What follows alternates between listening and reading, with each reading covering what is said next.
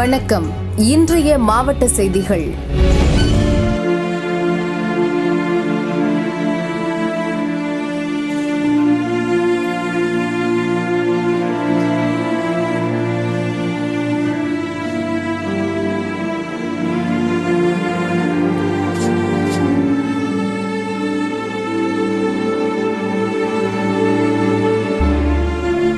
தருமபுரி மாவட்டம் அரூர் அருகே பொய்யாப்பட்டி கிராமம் மேட்டு தெருவில் அருந்ததியர் 40 குடும்பத்தினர் வசிக்கின்றனர். மறைந்த முதல்வர் எம்ஜிஆர் கடந்த 40 ஆண்டுகளுக்கு முன்பு அருந்ததியர் மக்களுக்கு இலவச வீடுகள் கட்டி கொடுத்தார். பராமரிப்பு இல்லாததால் வீடுகள் அனைத்தும் பழுதாகிவிட்டது. மழைக்காலங்களில் கூரை வழியாக மழைநீர் வீட்டிற்குள் கொட்டுகிறது. குடியிருப்புகளின் மேற்கூரை கான்கிரீட் பூச்சி விழுந்து பல்லிழுத்து விட்டது. ஜல்லிக்கற்கள் பெயர்ந்து விழுந்து கம்பிகள் வெளியில் நீட்டிக்கொண்டு உள்ளன. மழைக்காலங்களில் பெரும் சிரமத்திற்கு உள்ளாகி வரும் மக்கள் தினசரி கூலி வேலைக்கு சென்று தங்களுடைய பிழைப்பை நடத்தி வருகின்றனர். ஒரு வீட்டில் 2 குடும்பத்தினர் கூட்டு குடும்பமாக பல வருட காலமாக வாழ்ந்து வருகின்றனர். எப்போது வேண்டுமானாலும் இடிந்து விழும் நிலையில் உள்ள வீடுகளில் பச்சிளம் குழந்தைகளை வைத்து பரிதவித்து வருகின்றனர். நான் தலைவர்கிட்டையும் போய் மனு கொடுத்தேன். வீடு உங்களுக்கு வீடு வரலன்னு சொன்னாங்க. கலெக்டர் ஆபீஸ்க்கு போய் மனு கொடுத்துட்டு வந்தேன். அதுலயும் உங்களுக்கு வீடு வரல. நான் கேட்காத இடம் தாலுகா ஆபீஸ்க்கு போய் எல்லாமே கொடுத்துட்டு வந்திருக்கேன். எனக்கு இன்னும் வரைக்கும் வீடு இல்ல. ஏன்னா ஊராமூட்டில தான் வாடகை வீட்டுல தான் 1500 ரூபாய் கொடுத்து வாடகை வீட்டுல தான் இருக்கேன். தலைவர் கேட்ட நீ எந்த ஆபீஸுக்கு வேணாலும் போ, நான் வீடு உங்களுக்கு வரல தரமாட்டேன் அப்படின்னு சொல்றாங்க. நாங்க வெளியில வேலைக்கு போனாதான், கட்டட வேலைக்கு போனாதான் எங்களுக்கு பொழப்பு இல்லைன்னு இல்ல. பிள்ளைங்களுக்கு 2 பேரு கை குழந்தைங்களை விட்டுட்டு போறோம் வெளியில. வீடு கேட்டா வந்தவங்களுக்கு மட்டும் தான் தராங்க. இருக்கப்பட்டவங்களுக்கு ஏதாவது வீடு தராங்க, எல்லாதவங்களுக்கு வீடு சுத்தமாவே இல்லைன்னு தரமாட்டேன்றாங்க. எம்எல்ஏ சம்பத்குமாரிடம் கேட்டால் ஊராட்சி தலைவரை அணுகுங்கள் என்றும், ஊராட்சி தலைவரிடம் கேட்டால் எம்எல்ஏவிடம் கேளுங்கள் என்றும் மாறி மாறி மக்களை அலைய விடுவதை வழக்கமாக கொண்டுள்ளனர். 18 வருஷம் தான் இங்க குடியிருக்கிறோம். எங்களுக்கு 20 பேர் இருக்கு. 20 வீடு இருக்குதுங்கன்னா 20 வீட்டுக்கு வீடு இல்லைங்கண்ணா.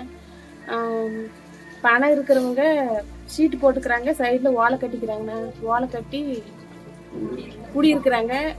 அந்த வீட்டை நம்பி ஸ்கூலுக்கு போயிட்டு வராங்க பசங்க. எழுதுறதுக்கு படுக்கிறதுக்கு உக்காந்து ஒரு 5 நிமிஷம் உக்காந்தாங்க இதான்றதுக்கு கூட எந்த ஒரு வசதி இல்லைங்க. வெளியே ஓலை கட்டி இருக்கிறோம். அந்த ஓலையில தான் எல்லாம் உக்காடுறாங்க, படிக்கிறாங்க, எல்லாமே செய்யறாங்க. வேறு வழியின்றி இடிந்த வீடுகள் மற்றும் பழுதான வீடுகள் முன்பு தென்னை மர ஓலையால் குடிசைகள் அமைத்து குழந்தைகளுடன் தினம் தினம் செத்து பிழைத்து வருகின்றனர். தங்களின் பரிதாப நிலை குறித்து ஊராட்சி நிர்வாகம் மற்றும் அரூர் தனி தொகுதி எம்எல்ஏ சம்பத்குமார் உள்ளிட்டோரிடம் பல முறை முறையிட்டும் பயனில்லை. நான் உங்க பாத்தியா, ஆனா எனக்கு கல்யாணம் பண்ணி கொடுத்து 18 வருஷம் ஆகுதுன்னா எங்களுக்கு வீடும் இல்லை, பட்டா எதுவுமே வசதி இல்லை, இடம் வசதி இல்லைன்னா நாங்கள் கைக்கு 3 பசங்களை வச்சுட்டு இருக்கிறோன்னா படுக்கிறதுக்கு கூட இடம் இல்லை. எங்கள் மாமனார் பேரில் வந்த வீடு தான் நாங்கள் இருக்கிறோம்னா, அது மழை வந்தான்னா கூரை வீட்டில் தான் இருக்கிறாங்க. அந்த வசதி கூட இல்லைண்ணா. மழை வந்தால் இன்னொரு 10 நாள் மழை வரன்றாலும் புயலன்றாங்கன்னா, அது மழை வந்தாலும் அடிச்சுட்டு போனாலும் படுக்கிறதுக்கு இடம் இல்லைண்ணா. ரொம்ப கஷ்டமாக இருக்குதுண்ணா. ஏதோ உங்களால் முடிஞ்சது பார்த்து எங்களுக்கால முடியாதவங்களுக்கு ரெடி பண்ணி கொடுங்கண்ணா. அருந்ததியர் மக்களின் வாழ்வாதாரத்தை கருத்தில் கொண்டு குழந்தைகள் மற்றும் பெண் பிள்ளைகளின் நலன் கருதி பழுதான வீடுகளை அப்புறப்படுத்தி புதிய வீடுகள் கட்டித்தர மாவட்ட நிர்வாகம் நடவடிக்கை எடுக்க வேண்டும் என அருந்ததியினர் வலியுறுத்தினர். திருச்சி மண்ணச்சநல்லூர் பகவதியம்மன் கோயிலில் 124ஆம் ஆண்டு திருவிழா கடந்த 26ஆம் தேதி பந்தக்கால் நட்டு கோலாகலமாக துவங்கியது. 7ஆம் நாள் விழாவான இன்று அம்மனுக்கு 1,00,000க்கும் மேற்பட்ட வளையல்கள் அணிவித்து வளைகாப்பு அலங்காரத்தில் அம்மன் அருள் பாலித்தார். திருமணம் மற்றும் குழந்தை பேறு வேண்டி பக்தர்கள் அம்மனுக்கு வளையல் கொடுத்து பிரார்த்தனை செய்தனர்.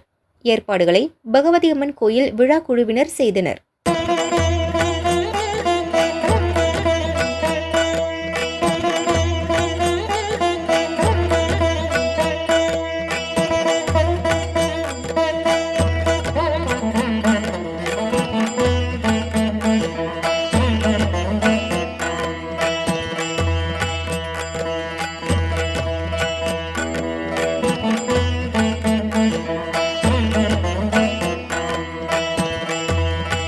Kovai police commissioner Balakrishnan Chennai DGP அலுவலக ஐஜியாக இடமாற்றம் செய்யப்பட்டார். அவருக்கு பதிலாக கோவை சரக டிஐஜியாக பணியாற்றி வந்த சரவணசுந்தர் ஐஜியாக பதவி உயர்வு பெற்று கோவை போலீஸ் கமிஷனராக நியமிக்கப்பட்டார். அவர் இன்று பொறுப்பேற்றுக் கொண்டார். புதிய பணியில் என்னால் எவ்வாறு சிறப்பாக செயல்பட முடியும் என்பதை தாங்கள் குற்றத்தடுப்பு நடவடிக்கைகள் மூலமும் பெண்களுக்கு எதிரான குற்றங்களை தடுப்பதன் மூலமும் விபத்து வழக்குகளில் மரணங்களை தவிர்ப்பதன் மூலமாகவும் அனைத்து காவல் செம்மையாக நடைமுறைப்படுத்தப்படும். நன்றி. கோயம்புத்தூர் பொறுத்த வரைக்கும் எது பெரிய சவாலாக இருக்கு சார்? கோயம்புத்தூர்ல எல்லாமே ரவுடிசம், லா அண்ட் ஆர்டர், விபத்து, டிராபிக், மெயினா டிராபிக், அதுதான் முக்கியமான சவாலா நான் பாக்குறேன்.